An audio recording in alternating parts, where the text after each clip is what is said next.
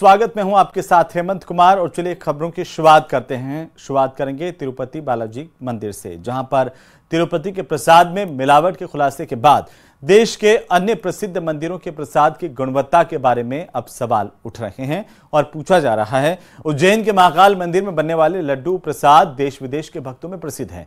मंदिर में प्रसाद की शुद्धता का कैसे ध्यान रखा जाता है, कैसे बनाया जाता है लड्डू का प्रसाद, आइए जानते हैं।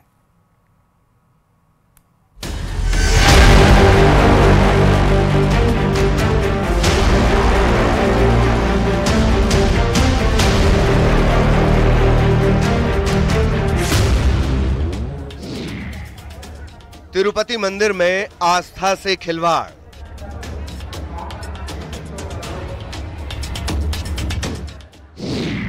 शहर शहर मंदिर के प्रसाद पर सवाल। और यदि लड्डुओं के अंदर पशु चर्बी का मिश्रण हुआ है तो निश्चय ही इसका दंड जिन लोगों की अनुमति से हुआ है, जिन लोगों के द्वारा किया गया है, उनको प्राप्त होना चाहिए।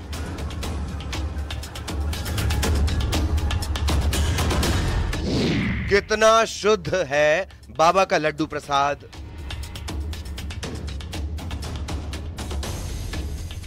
जो बेसन आता है उसकी जांच की जाती है, जो ड्राई फ्रूट आते हैं उनकी जांच की जाती है। कहां से आता है घी, कैसे बनता है प्रसाद? हमारे खाद्य विभाग की टीम आती है, उसे चेक करती है, उसके बाद उपयोग में लिए जाते हैं। तिरुपति मंदिर में प्रसाद में अशुद्धता के बाद अब मंदिरों में मिलने वाले प्रसाद की शुद्धता पर सवाल उठ रहे हैं। करोड़ों लोगों की आस्था का केंद्र बाबा महाकाल की नगरी उज्जैन में लड्डू प्रसाद बनाया जाता है। लाखों की संख्या में यहाँ भक्त हर दिन पहुँचते हैं। ऐसे में सवाल आता है कि यहाँ बनने वाला लड्डू प्रसाद कितना शुद्ध है। वहीं उज्जैन के महाकालेश्वर मंदिर में बनने वाले लड्डू की बात की जाए तो यहाँ पर जो लड्डू बनते हैं उनकी पहले सामग्री की लेबोरेटरी में जांच की जाती है। इसके बाद इनको बनाने का कार्य किया जाता है। यहाँ पर शुद्ध घी का उपयोग किया जाता है सांची के। इसके साथ ही जो बेसन आता है उसकी जांच की जाती है, जो ड्राई फ्रूट आते हैं उनकी जांच की जाती है। इसके बाद बड़ी गुणवत्ता के साथ इन लड्डुओं को निर्मित किया जाता है। 2 लाख के आसपास श्रद्धालु रोजाना महाकालेश्वर मंदिर आते हैं, तो वे बड़ी आस्था के साथ इन लड्डुओं को ले जाते हैं। महाकाल मंदिर में हर दिन 50 से 60 क्विंटल लड्डू बनाए जाते हैं। मंदिर समिति की तरफ से हर महीने 12,000 लड्डू प्रसाद के पैकेट प्रिंट करवाए जाते हैं। लड्डू प्रसाद 400 रुपए किलो बेचा जाता है। लड्डू बनाने से लेकर बेचने तक शुद्धता का विशेष ध्यान रखा जाता है। जो है सांची का आता है, जो लेबोरेटरी टेस्ट करने के बाद यहाँ आता है। बिना टेस्टेड ये हम उपयोग में नहीं लेते हैं। उसके बाद दाल की बात करें तो दाल हम लेते हैं, उसके बाद उसको यहीं पे चक्की में पीस के बेसन बनाया जाता है, उसके बाद उपयोग किया जाता है। ड्राई फ्रूट सारा हमारे खाद्य विभाग की टीम आती है, उसे चेक करती है, उसके बाद उपयोग में लिए जाते हैं। महाकाल मंदिर में लड्डू प्रसाद की पूरी जांच करने के बाद ही बिक्री होती है। यही वजह है कि लड्डू प्रसाद की शुद्धता को लेकर कई सर्टिफिकेट मिल चुके हैं। इंदौर के खजराना गणेश मंदिर के लड्डू और भोजन प्रसादी को भारत सरकार की खाद्य सुरक्षा एजेंसी से शुद्धता का प्रमाण पत्र मिला है। खजराना गणेश के लड्डू और भोजन प्रसादी को सबसे शुद्ध माना गया है।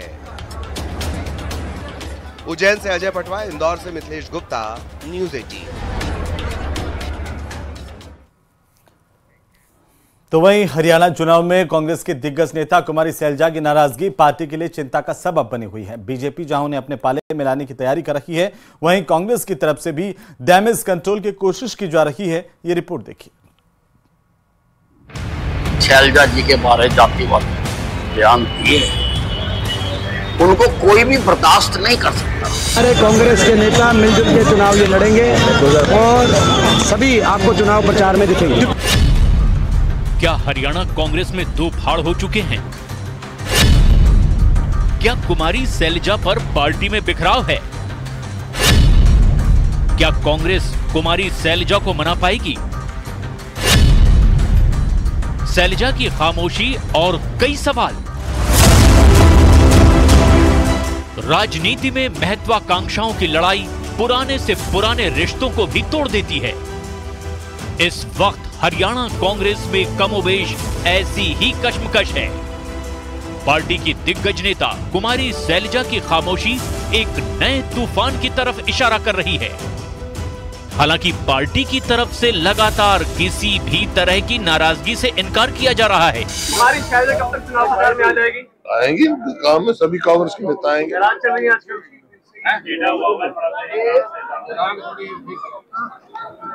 नाराज चल रही है सर कुमारी शैलजा। छोटा साहब, मनोहर लाल जी ने कुमारी शैलजा को कहा कि आप अगर बीजेपी में शामिल होते हैं, इसका मतलब क्या है? वो हार मान चुके हैं अपनी बीजेपी।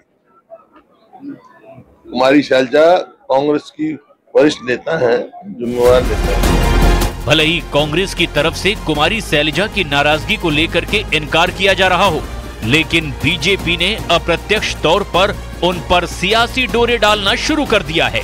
बीजेपी के राष्ट्रीय सचिव ओम प्रकाश धनखड़ ने कांग्रेस को टारगेट पर लिया और कुमारी शैलजा के अपमान को दलित समाज का अपमान करार दिया। देखिए, दुर्भाग्यपूर्ण है एक इतनी बड़ी नेत्री का इस प्रकार से हल्के शब्दों के साथ अपमान करना। प्रदेश के हर आदमी को इससे तकलीफ हुई है और हमारे अनुसूचित समाज में तो इसका व्यापक रोष है और होना भी चाहिए। माफी मांगी जानी चाहिए थी। बड़े लोगों ने माफी मांगनी थी जिनके वो समर्थक थे। और यहाँ से जो एक कैंडिडेट था पेलपा से, जिसको जबरन बैठाया गया, उसका भी व्यापक रोष है। मेरे पास भी बहुत सारी जानकारी आई है कि अनुसूचित जाति वर्ग का कोई भी भाई कांग्रेस को पर्ची नहीं डालेगा। इस बीच बीजेपी नेता अमित मालवीय ने भी सोशल मीडिया पर एक वीडियो पोस्ट करके मामले को और तूल दे दिया है। अमित मालवीय का दावा है कि ये वीडियो जींद का है, जिसमें राहुल गांधी के आरक्षण पर दिए बयान और कुमारी शैलजा की नाराजगी के चलते दलित समाज ने कांग्रेस को वोट न देने का ऐलान कर दिया है। जहां तक भी आपकी आवाज आए, अपने रिश्तेदार भाईचारा में हाथ जोड़ के बोला कि कांग्रेस को वोट नहीं देंगे।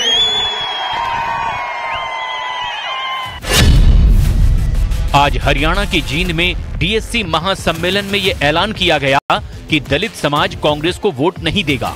20,000 से अधिक लोग कार्यक्रम में उपस्थित थे।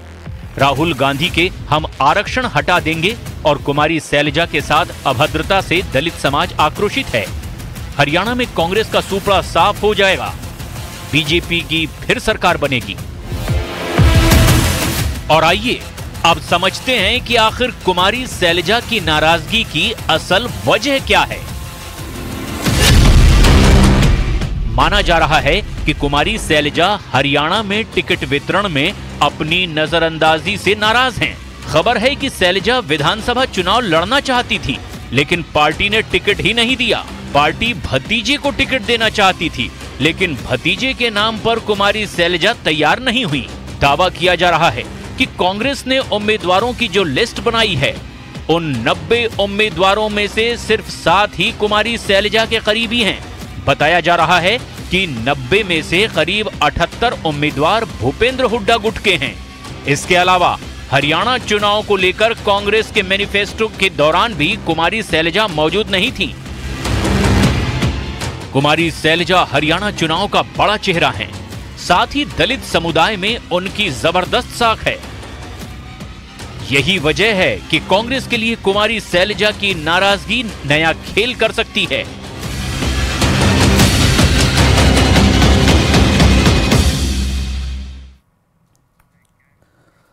तो वहीं इजराइल और लेबनान के बीच जंग का मोर्चा अब ऐसे मोड़ पर पहुंच गया है जहां किसी भी वक्त तीसरे विश्व युद्ध का गुब्बार फूट सकता है, क्योंकि इजराइल पर हिजबुल्लाह के रॉकेट हमलों